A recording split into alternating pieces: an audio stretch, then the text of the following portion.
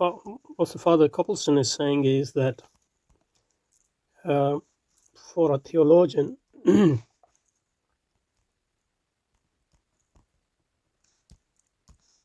knowledge of God is revealed. On the other hand, philosopher, and these can be the same people or the same person or different person, who philosopher established the knowledge of God based on purely rational argument. So for theologian, God is the premise. For a philosopher, it is a conclusion of an argument.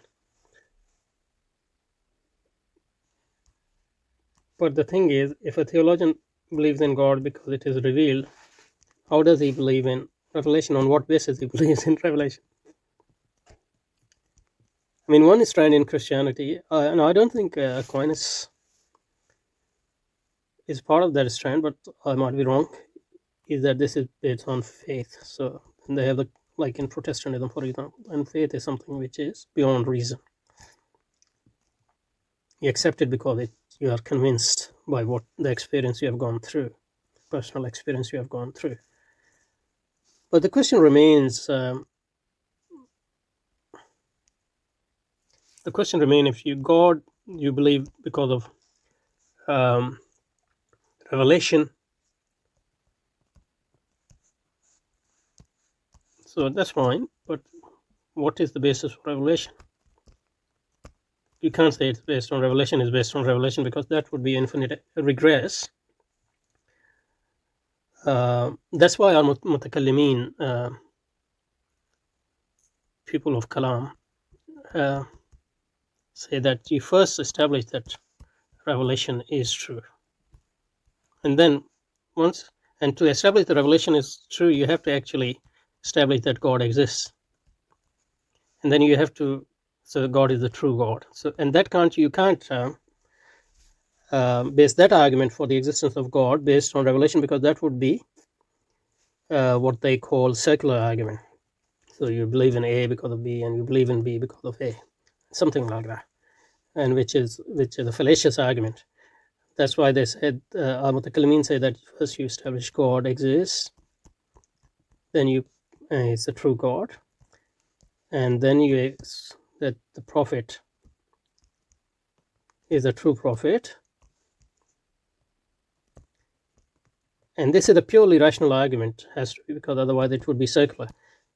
And then you say that this revelation is from the prophet, and the prophet is a true prophet, so it can't say the true prophet is infallible because it's under God. The infallible, once you establish that, then you have to accept what God and the prophet tell you through revelation. But so that's a purely rational. And I think there is great merit to this, because I mean, we don't have to accept the mutakallim, the people of Kalam claim that that purely rational argument has to be a philosophical argument in some sense, or technical argument in some sense. But unless you have some independent proof that God exists and God is a true God, and the prophet is the true prophet from God, and the book is the true book because it is revealed on the true prophet, you can't really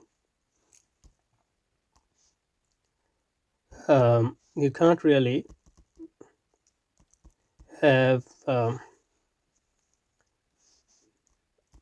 belief system which is justified.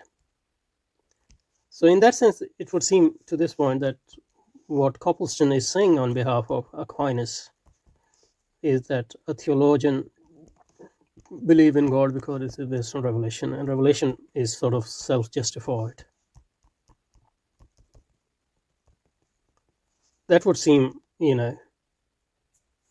that your belief is not based on evidence, unless you claim that revelation is self-evident. But if revelation is self-evident, at most it can be self-evident for the person receiving the revelation, but it can't be self-evident for anybody else. So it would be a purely subjective knowledge in that sense, in the sense that it can't communicate that knowledge, because it doesn't have any objective argument to vouch for the veracity of that revelation.